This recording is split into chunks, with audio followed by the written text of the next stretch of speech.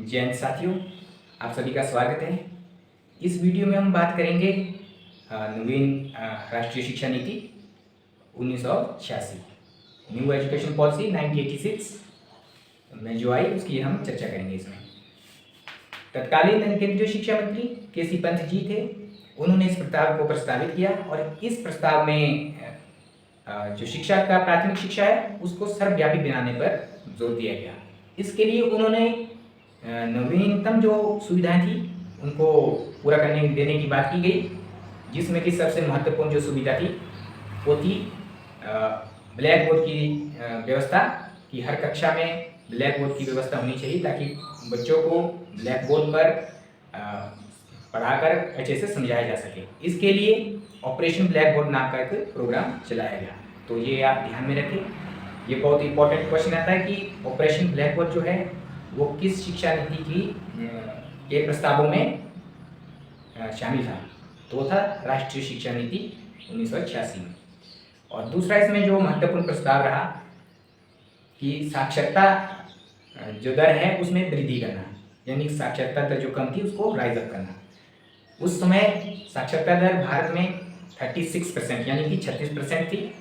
उसको लेकर एक आंकड़ा रखा गया कि सन 2000 ईस्वी तक इसको 36% से 56% करने का उद्देश्य टारगेट फिक्स किया गया, यानी कि 33% टू 56% 1986 टू 2000 के बीच में इसको पूरा करने का लक्ष्य रखा गया। इसका जो तीसरा महत्वपूर्ण प्रस्ताव था वो था कि माध्यमिक शिक्षा जो उसको व्यावसायिक बनाना। इससे पहले हम ज़्यादातर आयोगों में ये सिफारिश की गई थी कि माध्यमिक या उत्तर माध्यमिक की बात कर रहे थे कि हम उसको व्यावसायिक शिक्षा बनाएंगे, मगर इसमें माध्यमिक शिक्षा को व्यावसायिक बनाने पर जोर दिया गया।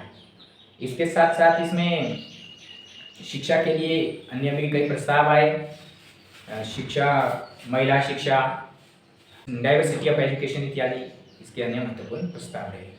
इस शिक्षा नीति का एक अन्य प्रस्ताव था कि जो आर्थिक वृद्धि दर है उसके लिए शिक्षा का विकास आवश्यक माना गया।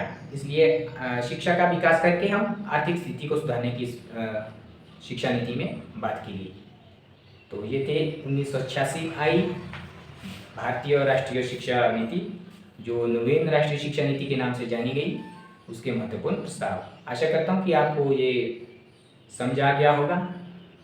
इस नीति के बाद 1990 में राममूर्ति समिति आई, जिसने कि नवोदय विद्यालय की स्थापना के लिए, नींव के लिए कुछ प्रस्ताव दिए।